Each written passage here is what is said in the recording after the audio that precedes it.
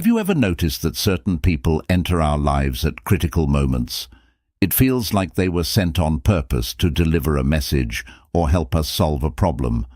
Have you ever experienced a sensation of déjà vu when meeting someone, as if you had already met them in an undefined past?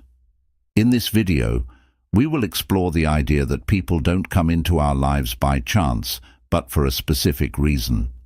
So, make yourself comfortable and stay until the end, because what you will hear will deeply impact you. But first, please subscribe to the channel, turn on notifications, and share the video. This way, you'll help us produce new valuable content every day for your spiritual growth. One day, while the elderly monk Hotaka was meditating under a blossoming cherry tree, a young man named Hiroshi approached him respectfully. "Master," he asked, "sometimes I meet people and feel a positive sensation, as if I had already met them, or they had a particular affinity with my soul. Other times, I feel a negative sensation, as if that person had come to harm me, and it makes me restless. Do people come into our lives by chance?" Hotaka, fixing his piercing eyes on the young man, replied, "People never enter our lives by accident. This truth is deeper than we can imagine. In life we meet different people, and each of them has a place and role in our story. Some come and go, others stay and accompany us through different periods of life." Hotaka slowly stood up and pointed to the blue sky above them. "Look at the birds, young friend. They do not fly by chance. They are carried by the currents of the air, just as we are carried by the invisible forces of existence." Hiroshi contemplated the birds flying across the sky, trying to grasp the depth of the master's words. "Imagine your life as a garden," Hotaka added. "Every person who crosses your path is like a seed planted by destiny. Some grow like colorful flowers that last a season, others like mighty trees that endure over the years, but each brings with it the promise of new growth." Hiroshi nodded, reflecting on the various flowers and trees he had seen blooming along his life's path. "The people who hurt us," Hotaka continued in a tone of pity, "are often our best teachers. They are sharp stones on our path, and despite the pain, they teach us to grow and find our inner strength." The young monk closed his eyes, reliving the challenges that had tempered his soul over time. "And then there are those who appear when we need them most," Hotaka said, pointing to a majestic tree. "Just as the roots of this tree support it on stormy days, these people support us in difficult times." Hiroshi thought of a person who had been his refuge during a delicate period, a solid anchor in the midst of a storm, someone who later left his life, even though he wished they had stayed. "Finally," Hotaka concluded wisely, "some remain with us forever. They are like fixed stars in our sky, bright and constant, true friends, family members, or a soulmate. With them we share the burdens of our days and the joy of our successes."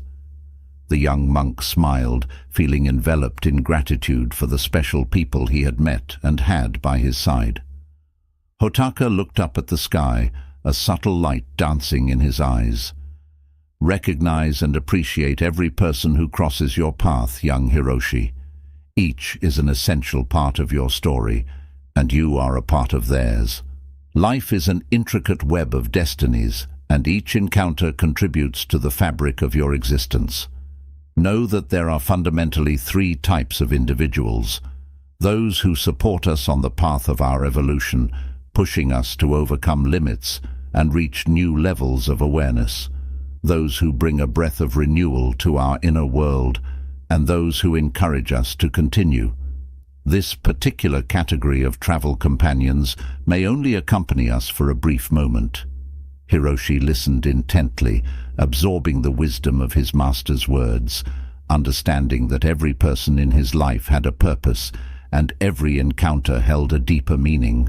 But their role is crucial. They remind us of the true nature of our path, strengthening our determination to move forward. The master's words helped the young novice, who, in the following years, continued to follow the path illuminated by Hotaka. Every encounter, whether a casual passerby or a lasting life partner, became for him a precious piece in the mosaic of his existence. Through challenges and joys, Hiroshi learned that every person, every experience, brought with it a hidden gift, a precious teaching that contributed to his growth and spiritual fulfillment. As time passed, the novice himself became a senior monk with wise eyes and a grateful heart. In his role as a spiritual guide, he shared with the young monks the profound truth taught to him by Hotaka, that life is a constant flow of meaningful encounters, each of which contributes to the unique beauty of our existence. In conclusion, what is the moral of this story? That in life, every encounter, regardless of its duration or intensity, contributes to the richness of our existence. Life is a wonderful journey of discovery, and each person who crosses our path brings with them a unique gift. Sometimes these people leave for no apparent reason. Other times they behave badly and force you to make a decision to walk away from them. What we need to understand is that their work is done because one of our needs or desires has been satisfied. In a world where people's paths cross and separate like branches of a tree, true wisdom lies in opening your heart at every encounter and learning from the lessons hidden in the folds of destiny. As we move towards our life goals, difficult challenges and trials always await us, and we can feel helpless. But it is precisely in these moments that the universe sends us people who give us the courage to face these challenges and overcome the obstacles. Their support and encouragement inspire us and give us the strength to move forward. In the dance of life, Hotaka told the young novice, every encounter is a musical note. Listen carefully to the melody revealed through the people who cross your path. Find beauty in the harmony of human connections. Remember, whether it is love, a special friendship, or even an acquaintance who touches our path, an encounter can change us forever. Have you ever wanted to help someone even though they didn't explicitly ask you to? How did it go? Have you ever wondered if your good intentions could cause a negative ripple effect that you weren't aware of? In the Zen story you are about to hear, we will see that not helping others unless they ask you is best for them and for yourself. So stay until the end, because what you discover, thanks to Buddhist wisdom, could change the way you see the world of human relationships. You will see how helping those who do not want to be helped can have negative repercussions on your life and theirs, and you will discover how your karma will be affected. In a quiet Buddhist monastery surrounded by lush gardens and ancient trees, the old and wise monk Noro gathered his disciples to discuss a topic very close to their hearts. His curiosity was palpable, and his eyes were fixed on Noro. They all wanted to understand more about why, when they had helped someone, things had not gone as they would have liked. Life is like a great river, and each of us is a small boat navigating this tumultuous course, Noro began in a calm voice. Often we tend to jump into that current, trying to steer other people's boats without waiting to be asked. To illustrate his point, Noro shared a story passed down through the centuries about a young monk eager to help a companion in difficulty without being asked.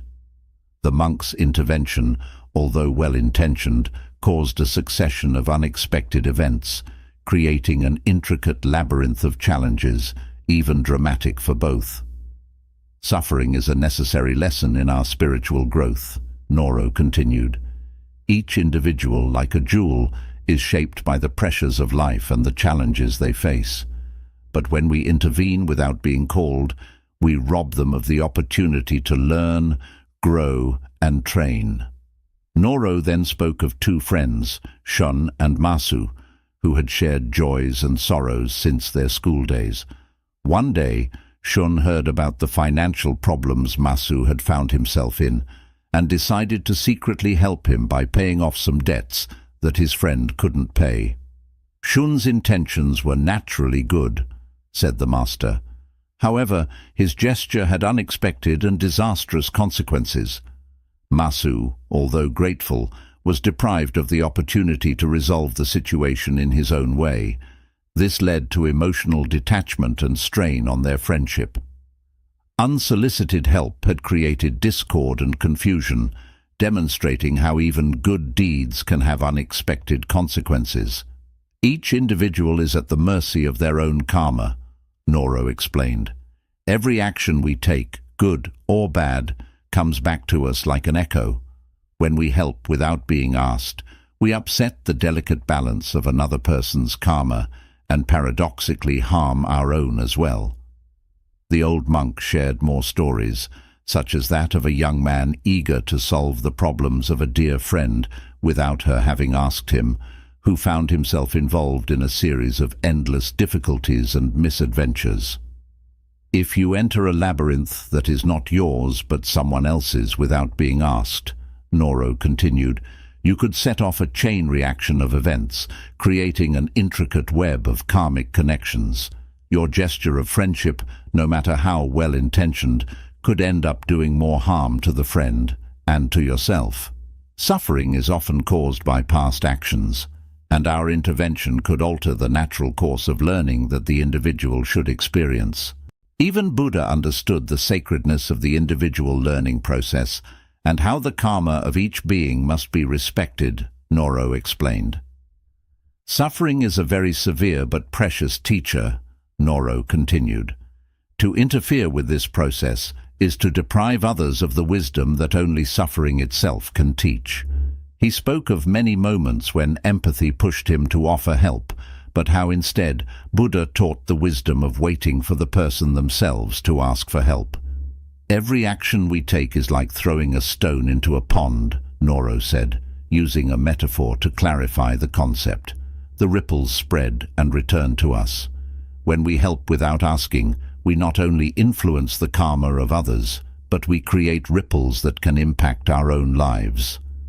In conclusion, the lesson from this story is a reminder of the wisdom of discerning when to reach out and when to wait. Karma, like an unbroken river, carries our actions with it, and the way we offer our help can alter the very structure of destiny. Before reaching out to help someone, remember that each encounter and each challenge is a part of their own karmic journey, and sometimes the best help we can offer is to allow them to navigate their path themselves. In a quiet Buddhist monastery surrounded by lush gardens and ancient trees, the old and sagacious monk Noro gathered his disciples to discuss a topic very close to their hearts. His curiosity was palpable, and his eyes were fixed on Noro as they all wanted to understand more about why, when they had helped someone, things had not gone as they would have liked. Life is like a great river, and each of us is a small boat navigating this tumultuous course, Noro began in a calm voice. Often we tend to jump into that current, trying to steer other people's boats without waiting to be asked. To illustrate his point, Noro shared a story passed down through the centuries about a young monk eager to help a companion in difficulty without being asked. The monk's intervention, although well-intentioned, caused a succession of unexpected events, creating an intricate labyrinth of challenges, even dramatic for both. Suffering is a necessary lesson in our spiritual growth, Noro continued. Each individual, like a jewel, is shaped by the pressures of life and the challenges they face. But when we intervene without being called, we rob them of the opportunity to learn, grow, and train. Noro then spoke of two friends, Shun and Masu, who had shared joys and sorrows since their school days. One day, Shun heard about the financial problems Masu had found himself in and decided to secretly help him by paying off some debts that his friend couldn't pay. Shun's intentions were naturally good, said the master. However, his gesture had unexpected and disastrous consequences. Masu, although grateful, was deprived of the opportunity to resolve the situation in his own way. This led to emotional detachment and strain on their friendship. Unsolicited help had created discord and confusion, demonstrating how even good deeds can have unexpected consequences. Each individual is at the mercy of their own karma, Noro explained. Every action we take, good or bad, comes back to us like an echo. When we help without being asked, we upset the delicate balance of another person's karma and paradoxically harm our own as well. The old monk shared more stories, such as that of a young man eager to solve the problems of a dear friend without her having asked him, who found himself involved in a series of endless difficulties and misadventures. If you enter a labyrinth that is not yours but someone else's without being asked, Noro continued, you could set off a chain reaction of events, creating an intricate web of karmic connections. Your gesture of friendship, no matter how well-intentioned, could end up doing more harm to the friend and to yourself. Suffering is often caused by past actions, and our intervention could alter the natural course of learning that the individual should experience. Even Buddha understood the sacredness of the individual learning process and how the karma of each being must be respected, Noro explained. Suffering is a very severe but precious teacher, Noro continued. To interfere with this process is to deprive others of the wisdom that only suffering itself can teach. He spoke of many moments when empathy pushed him to offer help, but how instead Buddha taught the wisdom of waiting for the person themselves to ask for help. Every action we take is like throwing a stone into a pond, Noro said, using a metaphor to clarify the concept. The ripples spread and return to us. When we help without asking, we not only influence the karma of others, but we create ripples that can impact our own lives. In conclusion, the lesson from this story is a reminder of the wisdom of discerning when to reach out and when to wait. Karma, like an unbroken river, carries our actions with it, and the way we offer our help can alter the very structure of destiny. Before reaching out to help someone, remember that each encounter and each challenge is a part of their own karmic journey, and sometimes the best help we can offer is to allow them to navigate their path themselves. We must reflect on what they really need, Noro admonished. Not everyone seeks advice. Sometimes they just need a listening ear and an understanding heart. Therefore, let us always remember to respect the sacredness of the individual path of each human being. Help should never be an impulsive act, but rather a conscious gesture, respectful of free will and the path of personal and spiritual growth of others and ourselves. Life is an intricate web of lessons and opportunities for growth. When we offer our help without being called, we can deprive others of the precious opportunity to learn about themselves. Wisdom lies in recognizing that sometimes the best lesson is one learned through one's own effort and experience. Therefore, let our help be a beacon of light offered when requested, with awareness and respect, rather than a chain of unexpected events. In a quiet Buddhist monastery located in a remote region of Japan lived the elderly and wise monk Hogi. A young woman named Shara, eager to find answers to the anxieties that pervaded her due to some toxic relationships, approached the master with respect. Hogi, it is said that you know the secret to recognizing bad people and protecting inner peace. Please teach me, the young woman asked with a palpable desire to learn as much as possible from the monk's wisdom. Hogi, with his typical calm, replied, "Of course, my dear. If you have the patience to listen to me, I will tell you about the signs you need to pay attention to in order to understand who is in front of you. First, however, let me make an important premise. The people who, for simplicity's sake, we define as bad, do not necessarily have to be monsters. They are bad or toxic in the sense that, with their behaviors and the energies they emanate, they can undermine our serenity and mental well-being. However, before distancing them from us, we must try to understand the reasons that led them to be as they are. It was often the pain and trials they had to face that made them dry, annoying, and even harmful. So, dear Shara, before pushing someone away from you, ask yourself, why does he or she behave like this? Is he really a bad person, or is there something that makes him that way? And can I do something to prevent it from continuing to pollute my emotions? Only after you have given yourself an answer should you decide whether to preserve your mental health and push those people away. Shara reflected on Hogi's words and was moved because she understood the enormous empathy behind them. If a person who revolves around us can harm us, we must push him away only after making sure that we cannot do anything, Hogi continued.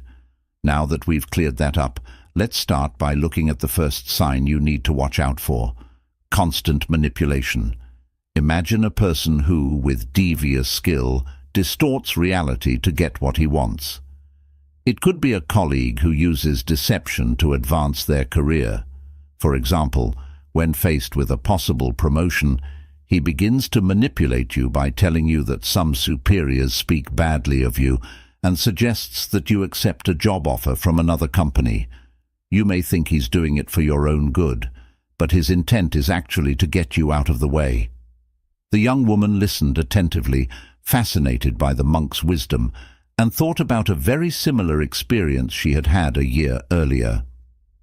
The second sign is a lack of genuine empathy, Hogi continued.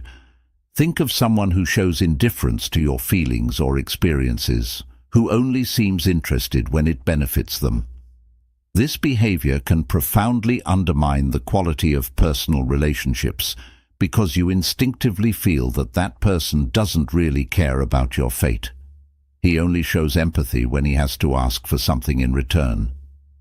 Continuing, Hogi described the third sign: the constant creation of conflict.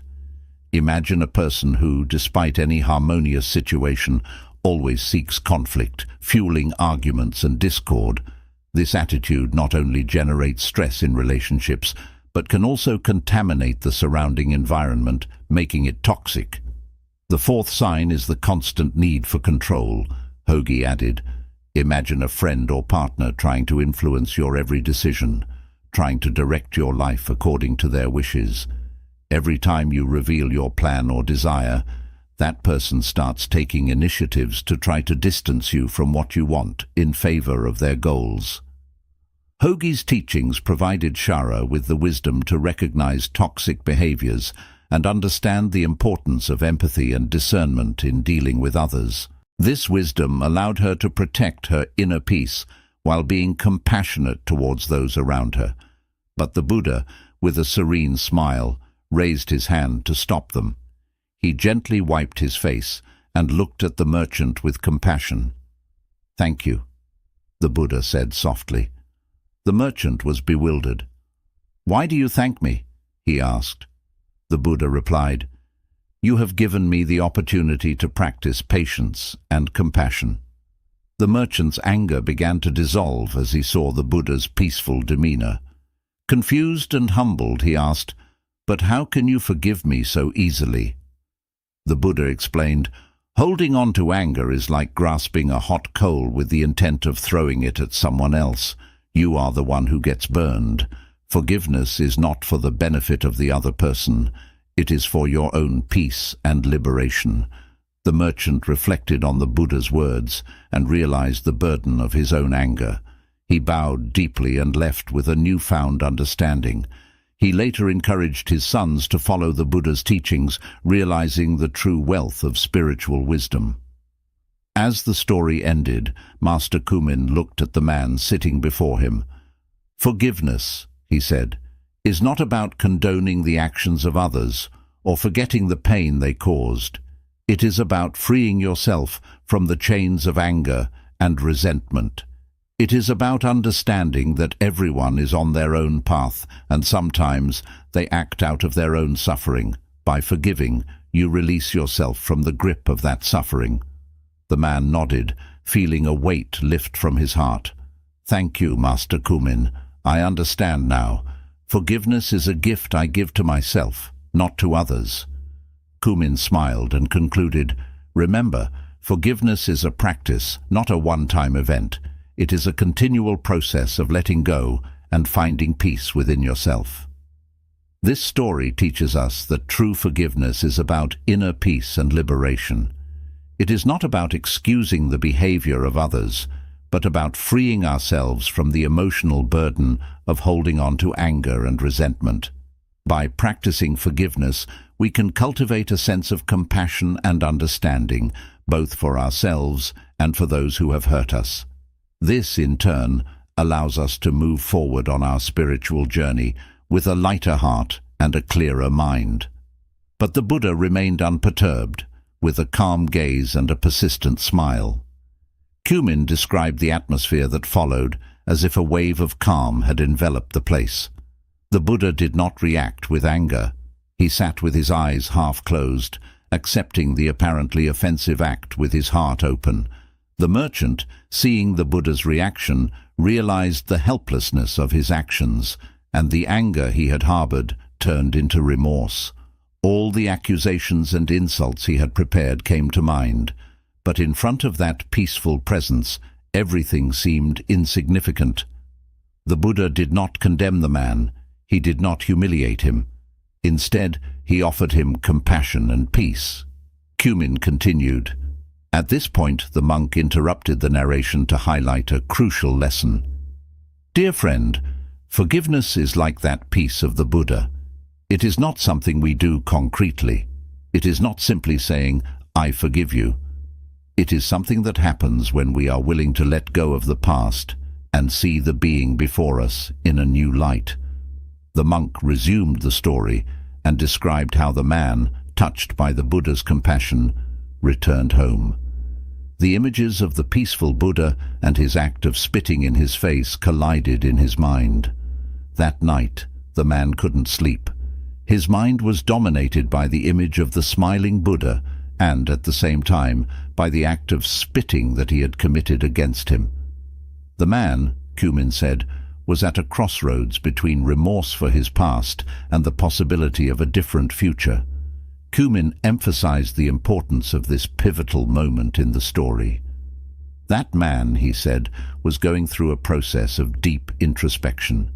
He was trying to forgive himself, feeling guilty and ashamed for how he had behaved.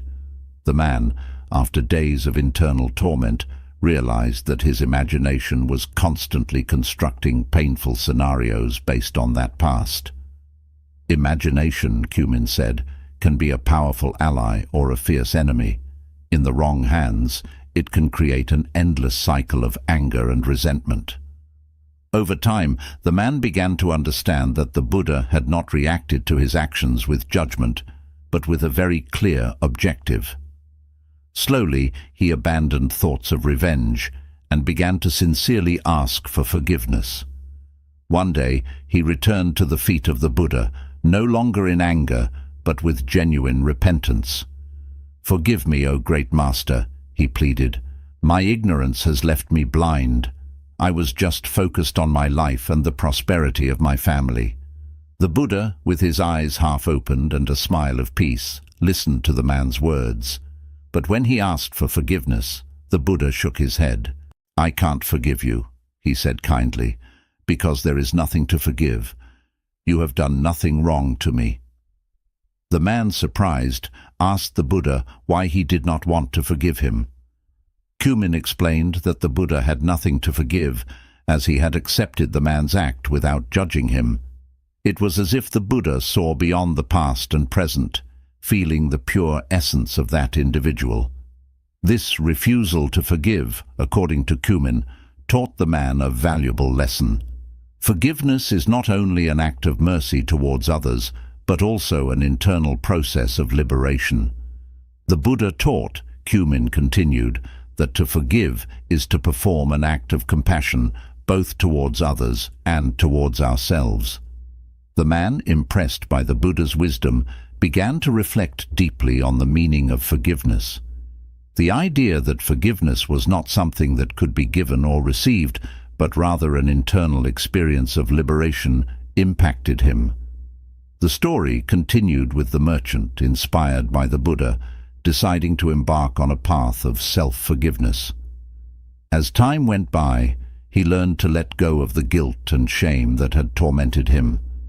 The practice of meditation became his refuge, where he learned to observe each moment without letting himself be dominated by the memory of the past or by worries about the future.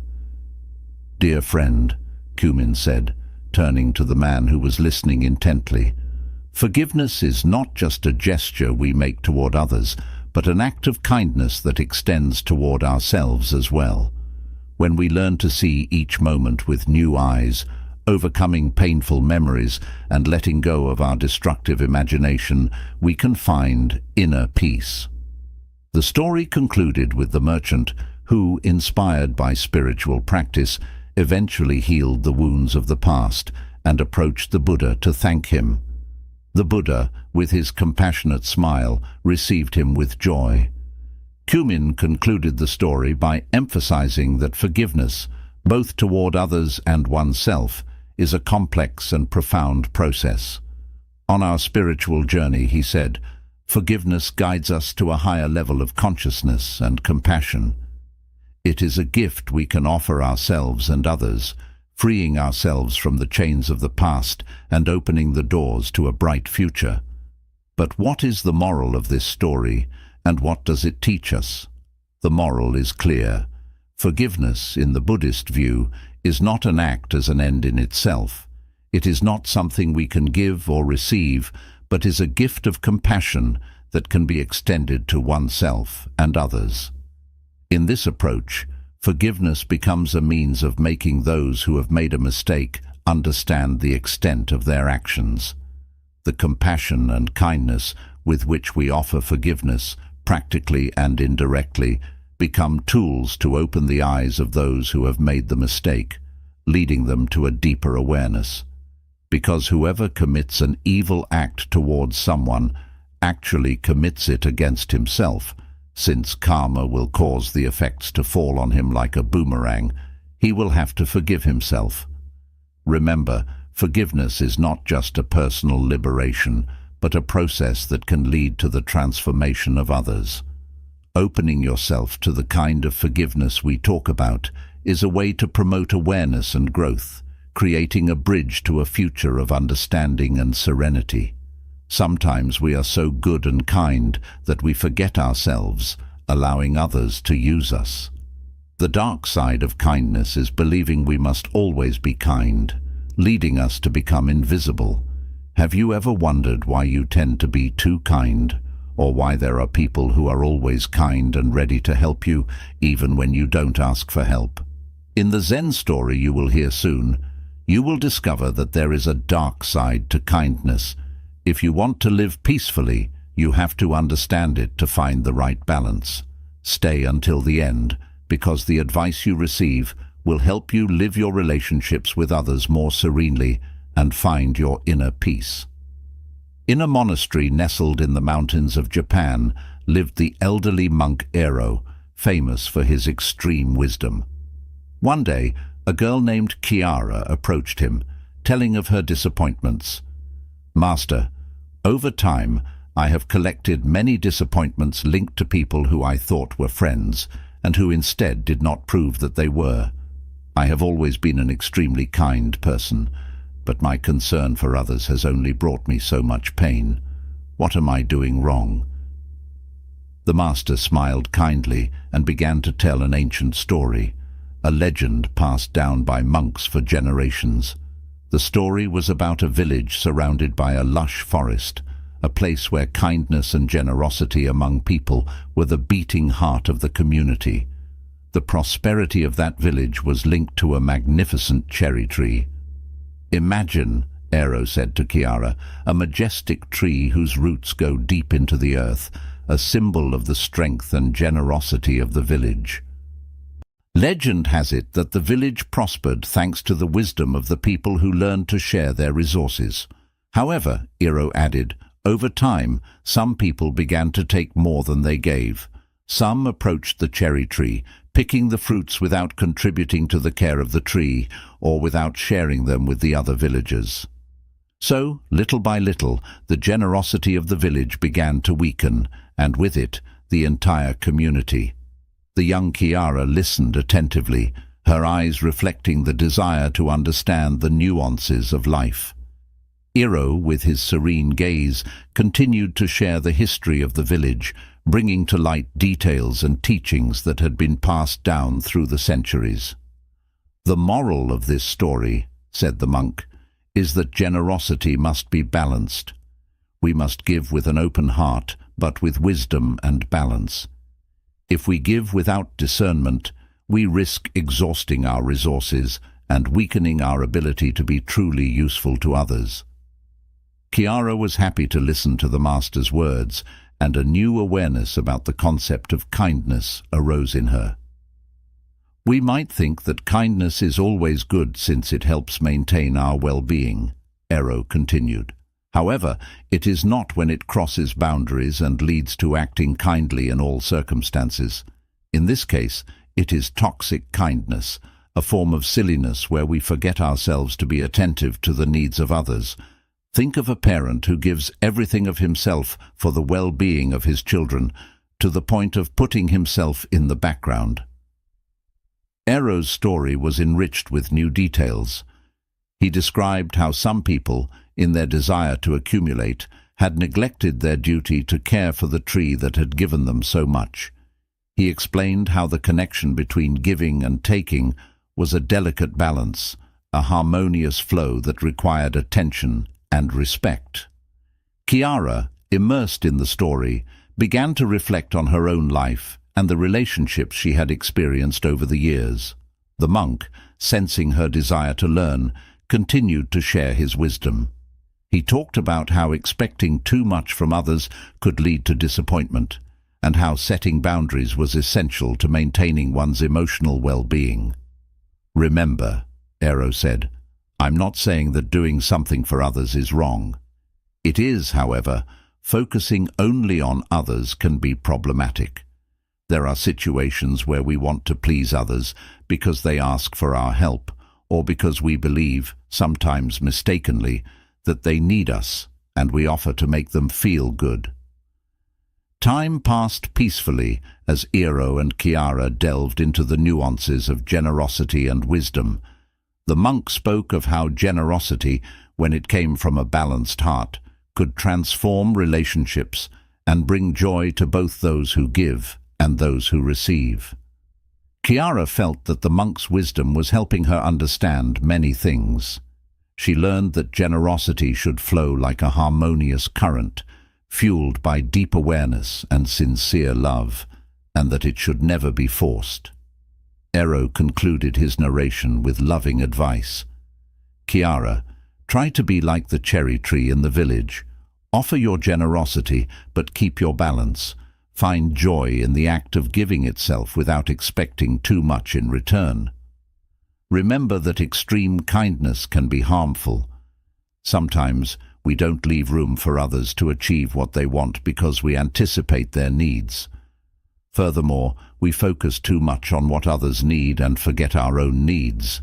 In this way, we cancel ourselves and begin to become invisible due to our own actions.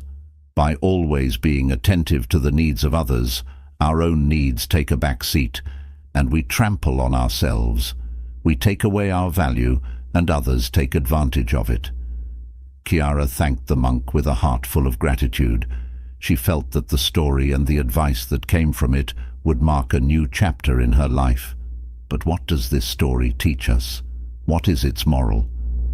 The moral is that generosity is a powerful gift, but must be cultivated with care and awareness if we want it to bring benefits both to us and to those who receive our help. Balance in giving and receiving is the key to a fulfilling and meaningful life. If we are too kind and willing to do whatever is asked of us just to be considered good people, we end up no longer knowing how to say no and being exploited. In the long run, this could have repercussions on personal motivation, self-esteem, and our mental balance. So, what should we do? Should we stop being good people? No, because there are various ways to be kind in a healthier way. You can set limits, making others understand how far they can go.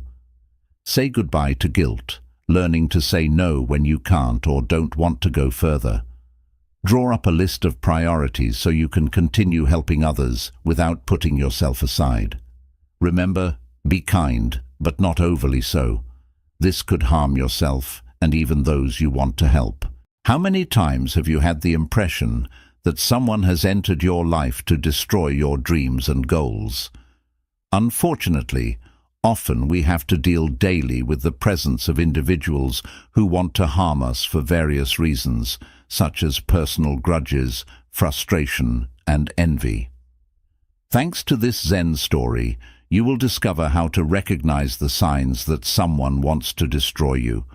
Furthermore, if you stay until the end, you will also learn how to behave to prevent this from happening. In a quiet Buddhist monastery nestled among the Japanese mountains lived the elderly monk Aizen, known for his wisdom and profound knowledge of the human soul.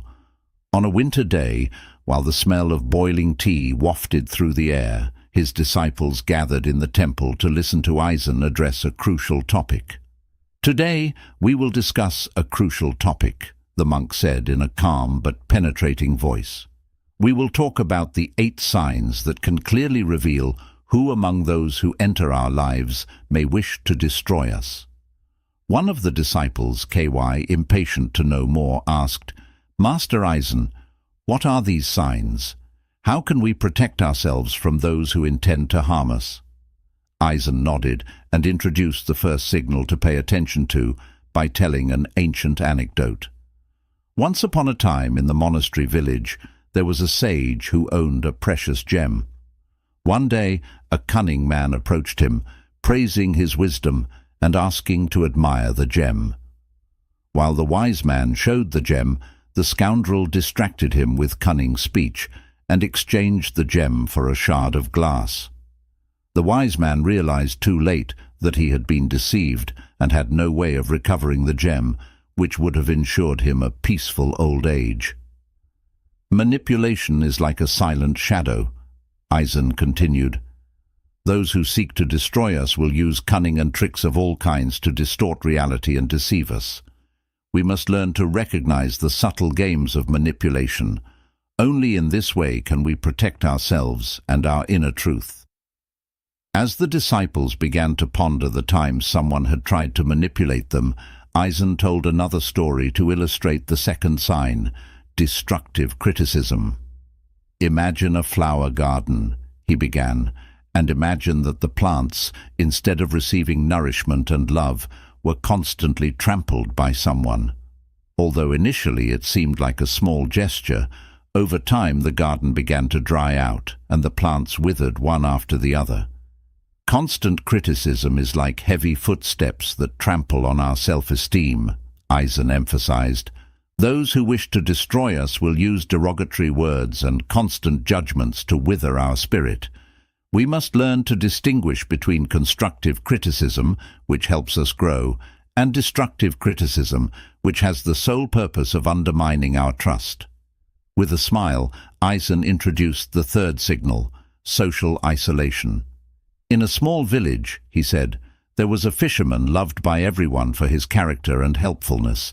One day, an envious individual began to sow discord by creating false stories about him. Gradually, the fisherman found himself isolated. Many friends abandoned him, and the village ended up ignoring him. His life, within a few months, changed radically. In addition to finding himself alone, he lost many customers, and his business went into crisis.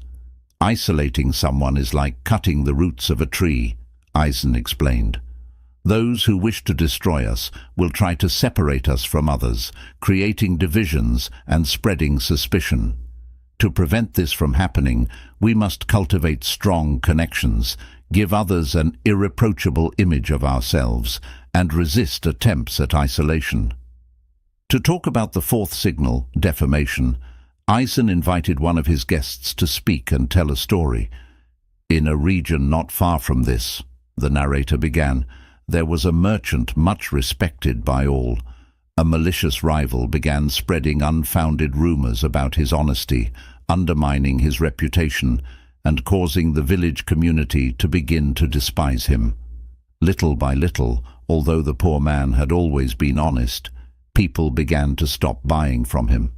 This led him to have to close his shop and move elsewhere.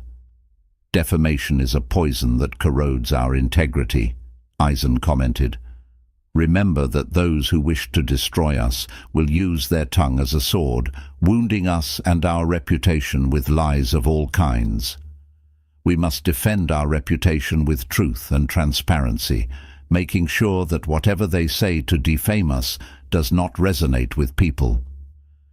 Through these stories, Eisen imparted wisdom on recognizing and handling the various ways others might seek to harm us, emphasizing the importance of awareness, strong connections, and maintaining our integrity.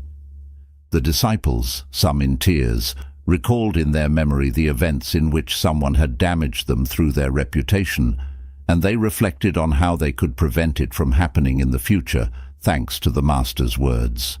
Eisen spoke of the fifth signal, which was the sabotage of opportunities.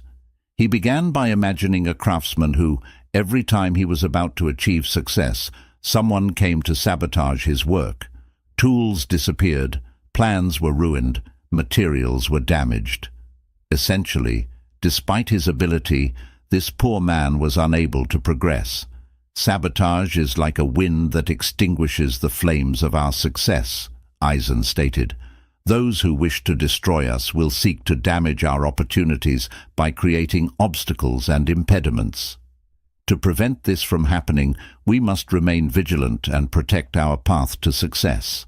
We can do this by making sure we have people we can trust around us, and by keeping our ideas safe without talking about them before they are realized. As the day continued and the hot tea relaxed the disciples, who continued to listen with interest, Eisen addressed the sixth signal, the violation of privacy, by telling a legend. In an ancient city, there was a keeper of ancient secrets. Someone envious of his enormous knowledge tried to spy on his manuscripts with the aim of stealing the most hidden secrets. But the custodian, thanks also to a trusted collaborator, remained vigilant and protected his treasure. Remember that your privacy is sacred, Eisen emphasized. Those who wish to destroy us will try to invade our most intimate space, seeking information that could be used against us. We must protect our private sphere firmly, carefully selecting the people to whom we open the doors of our lives so we can protect ourselves. While the fog descended, making the atmosphere in which the monastery was enveloped even more enchanting, the Master introduced the seventh signal, espionage. In a distant land, he said, there was a virtuous warrior. A rival, fearing his strength, sent spies to study his movements. But the warrior, with keen intuition, discovered the intrigues and repelled them. Espionage is like a shadow trying to steal our mental clarity, Eisen warned. Those who wish to destroy us will use devious means to observe our every move. We must be aware of external influences and protect our autonomy. The eighth signal that Eisen shared was the one linked to physical aggression and threats. In a remote valley, he recounted, there was a devout monk who was trying to bring some young people who were dedicated to crime to the right path. A devious individual whose shady interests were threatened by the virtuous actions of the monk tried to destroy him physically, having him beaten so that fear would induce him to desist. Physical aggression is the extreme frontier of darkness, Eisen warned. Those who wish to destroy us may resort to threats and violence. When someone threatens us, we must protect ourselves by seeking help when necessary. At the end of the day and the stories he had told, Eisen looked at his disciples with compassionate eyes.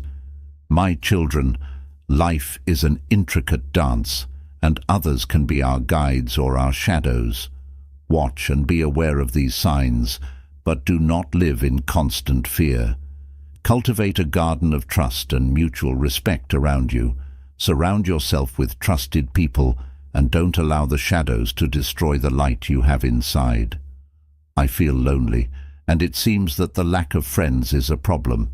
Everyone around me seems happy with their friends, and I wonder why I can't have the same joy.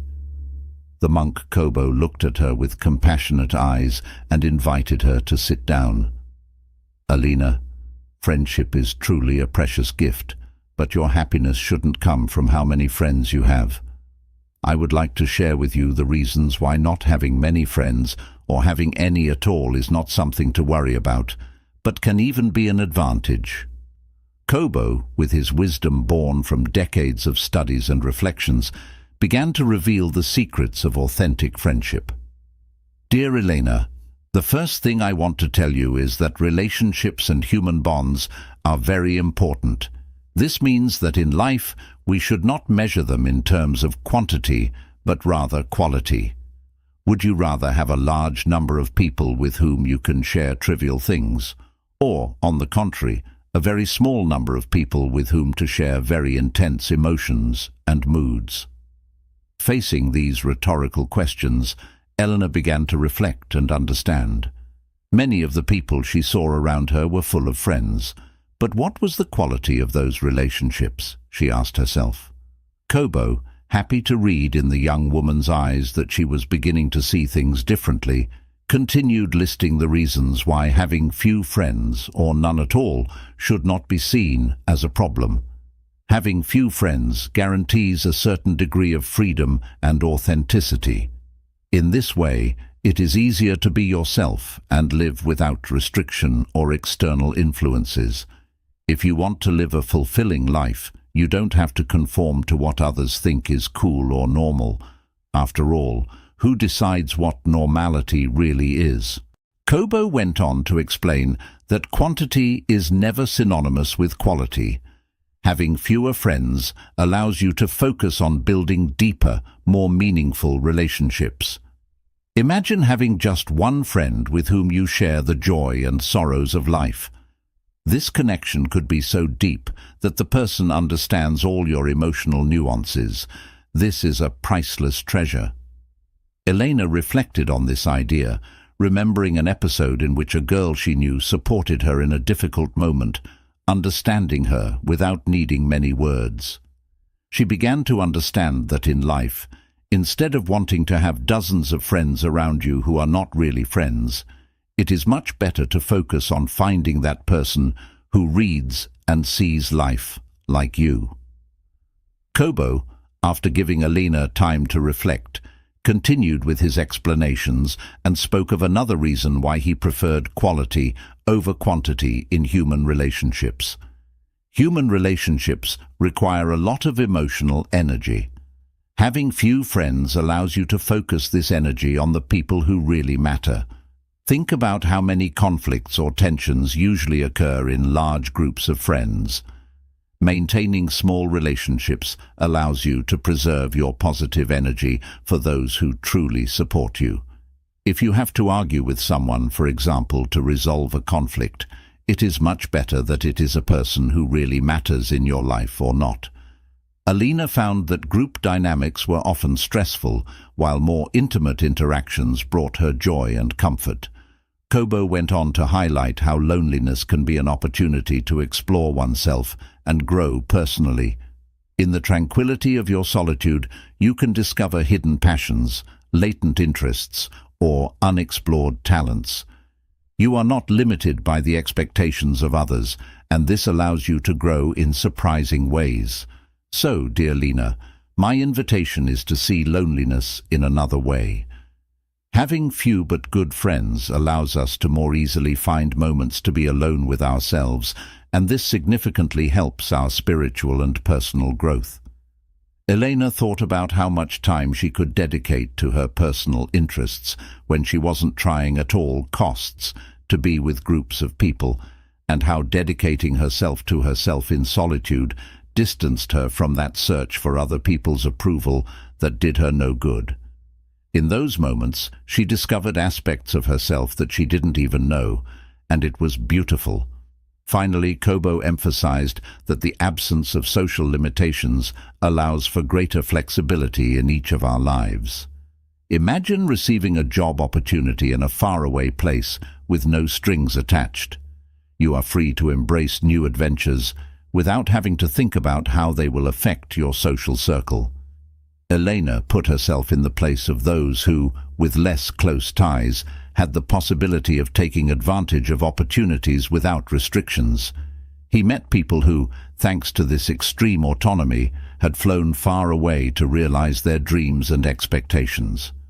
Also, Kobo concluded, when you have few friends but these are genuine, you can move to the other side of the world, but you will never lose them. They will remain by your side beyond space and time. After listening attentively, the young woman understood that she had developed a new awareness about the concept of friendship. Not having many friends does not mean being alone, but being able to concentrate on one's own interiority and the search for some connections that really matter to her. Master Kobo hugged her gently and added, "Always remember that your happiness should not depend on the number of friends you have, but on the quality of the connections you cultivate with the few you have. I have known people who say they have no friends, only to discover that in their life there was only one person, just one, who counted as a true friend. And remember something else. People who have few friends are the most authentic and profound people I have ever met. They are people who do not settle for mediocrity. Usually those who tend not to get along with everyone and want to have few people around them have an extraordinary inner world and truly rare human qualities." In conclusion, what is the moral of this story? That loneliness, seen from a new perspective, can be a valuable ally in the search for happiness, spiritual growth, and personal fulfillment, and therefore should not be feared. And that to live happily, it is not necessary to have a multitude of friends. It sounds like you found the story about Elena and Monk Kobo meaningful. Loneliness can indeed offer opportunities for self-discovery and deeper connections with the few friends who truly add value to our lives. Sensitivity can be a gift, guiding us to seek meaningful connections rather than settling for superficial ones. Do you relate to Elena's journey in any way?